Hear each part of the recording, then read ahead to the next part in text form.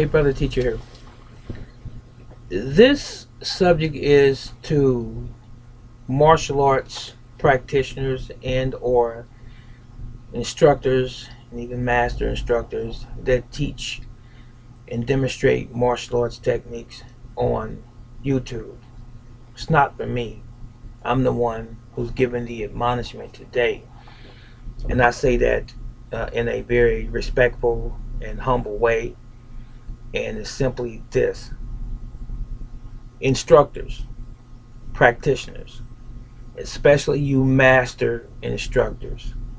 Sometimes we have to be informed. Sometimes we have to be reminded that we are on social media platform, social, okay? And that we're on the internet and that there are millions of people daily, multiple millions of people that travel and surf the internet every single day, every second. And when people surf the internet and they come to a platform such as YouTube and similar platforms that have video content, you must be mindful that everybody, every type of individual is on YouTube. The good, the bad, and the ugly. So I said that to say this: you martial arts instructors, when you're on YouTube and you are demonstrating techniques, be very mindful, be very careful what you display, what you exhibit, what you're teaching, because for every person that is honorable, humble, and upright and passionate about learning martial arts, you're going to have 10 people that are going to abuse it. You can't stop people from getting information from the internet or from books, but the internet is just so easy. So when you're teaching your techniques, when you're having your martial arts sessions, I'm not saying don't do them. What I'm saying is be mindful of what you share on YouTube, especially people who are sharing pressure point systems, and you're advocating that this will kill a person, this will maim and cripple a person, this will render a person unconscious, this point plus this point here, if you press this and do this, you can take a person's life. Be careful. That's all I'm saying. Be careful when you're sharing these types of things on the internet. Be careful when you are giving these people this hope that they're going to be very proficient in the martial arts. As I said a moment ago, everybody's on the internet.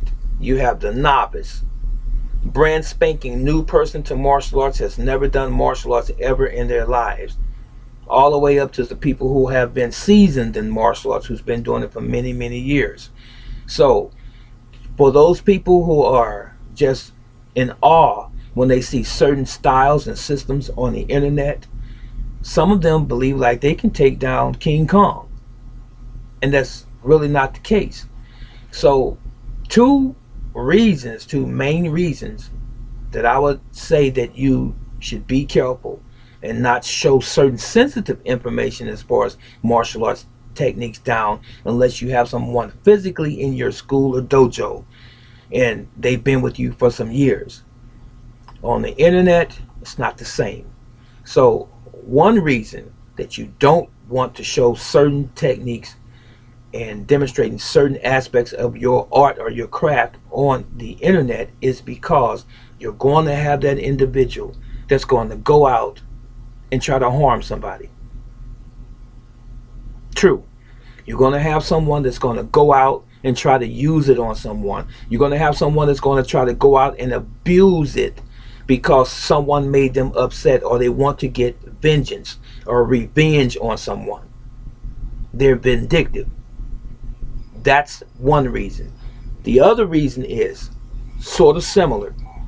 You're going to have those people who are going to think that they've been in the martial arts for 10 or 20 years when all they've done was saw a few videos on YouTube.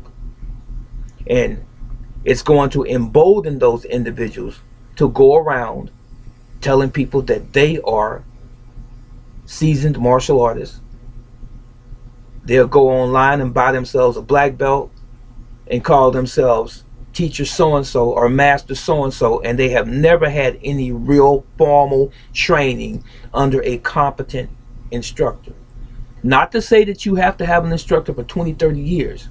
I'm just saying you can learn some things from videos as it relates to martial arts.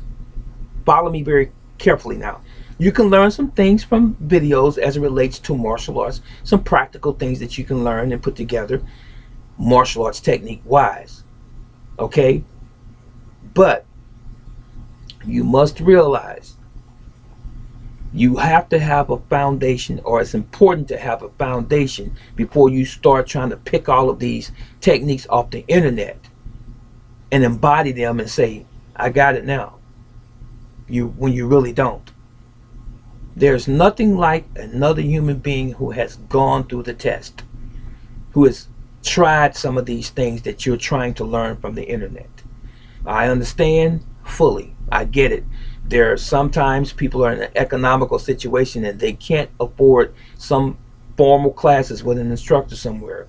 But if at all possible, see if you can go to a local martial arts school and you tell them your situation. Maybe you can work some of your fee off. Maybe they will take you in and mentor you as a student. And over a period of time, they will accept you until you can get on your feet and be able to pay for classes. Now, you instructors also listen to me very carefully. It should not always be about money. Do you hear what I'm saying? Let me tell you a secret. If you had a child living in your home, your biological child, your stepchild, your nephew or niece, and they were being bullied on the playground, at school, or forget the playground, just going to and from school on the street, someone in the neighborhood that's bullying them, and they're very, very insecure, very, very timid, very, very passive, and you have martial arts training and skills, would you say, Uncle so-and-so, or me, your daddy, or me, your mom, I'm going to teach you martial arts, but you have to pay me XYZ? Are you getting my point? Sometimes what you're offering and the value of what you're offering should be worth more than the money. In other words, if I'm helping another human being, it shouldn't always be about you paying me. I'm not saying don't pay an instructor their just due, but I'm saying everyone is not on the same level economically, and you must realize that, and you must learn to accept this. And if you cannot wiggle a little bit, if you cannot compromise a little bit as an instructor, you need to question what type of instructor you are.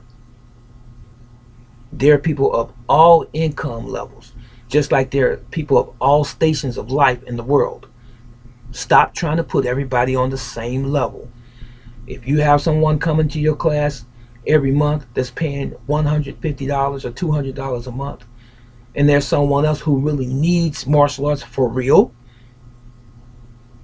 and you say, well, unless you can pay the $150 or the $200, I can't take you as a student. Is that right? Think on these things. So again, you instructors, stop divulging everything you know about fighting on YouTube. Get to the brass tacks and teach people the foundation and the basics, some advanced things for others, and leave it at that. But keep all of the blood and guts and gore out of it. That was it, and that was all. This is Brother Teacher. So long.